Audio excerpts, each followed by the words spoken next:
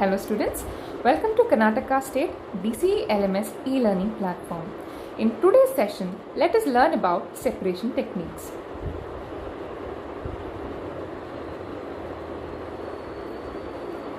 Cells. They are complex little structures comprised of widely different components which serve specific function. DNA, RNA, proteins are those components that are commonly studied for their importance in biological function. So, biochemists and molecular biologists, they study the intricate roles of these molecules, and in doing so, they need to categorize them independently of each other. So, this is where separation techniques come handy. For example, proteins, they differ in size, they differ in shape, polarity, charge, affinity. So based on these differences, proteins can be sorted and separated like how we sift sand through a sieve.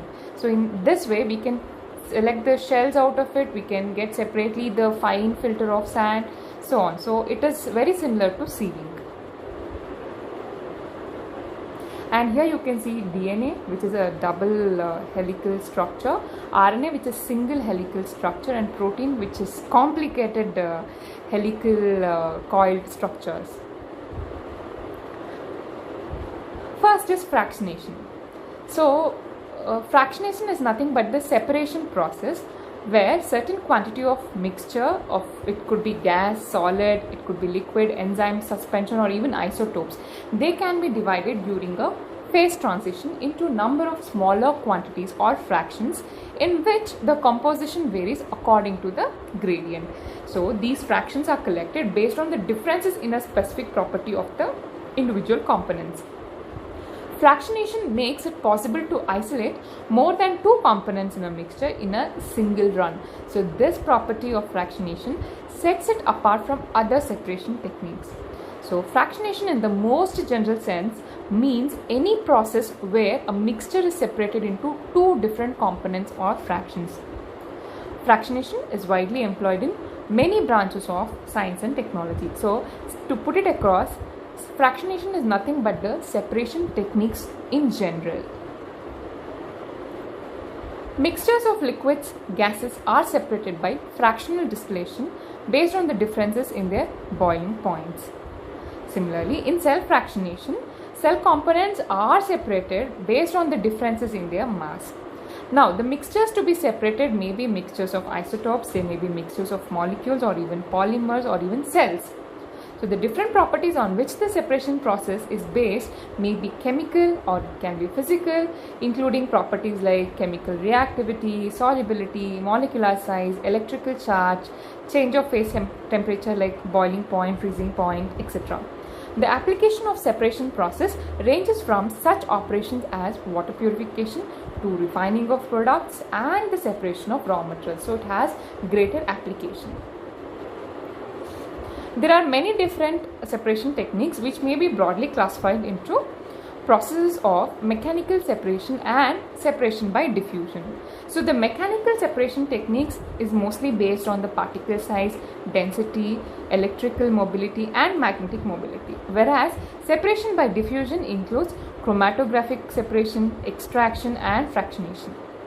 Now, the strategy for fractionation include different procedures based on different characteristics. Suppose if charge is the characteristic which is considered, then the most apt or suitable procedures are ion exchange chromatography, electrophoresis and electrofocusing, isoelectric focusing. If at all, if the characteristic is polarity, then the most suited procedure for fractionation is adsorption chromatography, paper chromatography, reverse phase chromatography and hydrophobic interaction. If it is size, then dialysis, gel electrophoresis, gel filtration and ultracentrifugation is the best procedure. If it is specificity, then affinity chromatography and immunopurification are the most useful techniques. If at all, if the characteristic is solubility, then salt precipitation and detergent solubilization are the best suited procedures. So this table summarizes the characteristics and the most suitable procedure. Now, some of the fractionation techniques to be studied in this unit include centrifugation, chromatography, and electrophoresis. So in this particular session, we'll focus on centrifugation, and in the immediate session following this, we shall focus on chromatography and electrophoresis. Centrifugation. Centrifugation is a technique of separating substances which involves the application of centrifugal force. The particles are separated from a solution according to their size, shape, density, viscosity of the medium and rotor speed. That is, suppose we are taking a test tube with the components which needs to be separated. Now it is subject to rotation. Then the outward force that is generated is mostly the centrifugal force. So by application of centrifugal force based on properties like mass or gradient, we are able to separate the molecules. So the densest material goes to the bottom and the lightest materials come to the top. So in this way we are able to separate the molecules based on their size, shape, density, viscosity and rotor speed by application of centrifugal force. So this is the principle of centrifugation.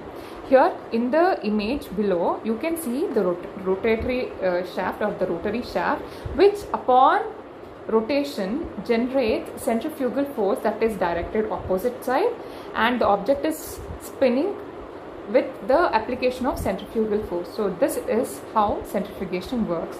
And in the right hand topmost corner, you can see the centrifugation device. This is how centrifugation device looks like. And below you find the centrifugation of blood. Suppose the blood sample is subject to centrifugation. Then the most densest RBCs settle at the bottom, and the next dense cells, that is white blood cells and platelets, they form a small whitish layer on top of RBCs, and the topmost layer is the supernatant, which mostly comprises of plasma. And in the image below, suppose an Eppendorf tube, you see that pellet and supernatant are present. So the densest part is what is sedimenting down as pellet, and the least dense ones are the ones which are found in the supernatant in the liquid form. Now, the principle of centrifugation. In a solution, particles whose density is higher than that of the solvent or that of the sediment, and particles that are lighter than that sediment floats on the top. The greater the difference in density, the faster they move. If there is no difference in density, or in case of isopycnic condition, the particles stay steady. To take advantage of even tiny difference in the density to separate various particles in a solution, gravity can be replaced with much more powerful centrifugal force provided by a centrifuge. The centrifuge is a piece of equipment that puts an object in rotation around fixed axis, which spins it in a circle, applying a potentially strong force which is perpendicular to the axis of the spin, which is directed outward. That is, the centrifugal force is always directed to the outside. Here in the image, you can see the homogeneous mixture containing multiple components is subject to centrifugation, that is the outward spin. Now at the end of centrifugation, you see that the components are separated according to the gradient. So the most densest comes to the bottom, the most lightest goes to the top. The centrifuge works using the sedimentation principle. Sedimentation is nothing but the precipitation or forming pellet because of its mass, where the centripetal acceleration causes denser substances and particles to move outward in the radial direction. At the same time, objects that are less dense are displaced and they move to the center. In a laboratory centrifuge that uses sample tubes, the radial acceleration causes denser particles to settle to the bottom of the tube, whereas low density substances, they rise to the top. A typical centrifuge device, this is how it looks like as shown in the figure. Applications of centrifugation.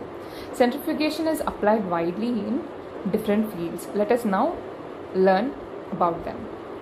The first application is centrifugation is used to separate two miscible substances. It can be used to analyze the hydrodynamic properties of macromolecules. Say for example, to check the hydrodynamic property of a protein, it can be used. Then it is used in the purification of mammalian cells. It is used in the fractionation of subcellular organelles, including the membrane, membrane fractions, and also it is used in the fractionation of membrane vesicles. It is used in dairy industry to remove fat from milk to produce skimmed milk. It is also used in distilleries where it is used for the clarification and stabilization of wine. It is used in the separation of urine components and blood components in forensic and research laboratories. Also, it aids in the separation of proteins using purification techniques such as salting out, mostly using ammonium sulfate precipitation. To summarize, fractionation means any process whereby a mixture is separated into different components or fractions. Common fractionation techniques include centrifugation, chromatography, and electrophoresis. Centrifugation is a technique of separating substances which involves the application of centrifugal force according to their size, shape, density, viscosity of the medium, and rotor speed. Centrifugation is used in dairy industry, forensic labs, cell and molecular biology labs. Thanks for watching.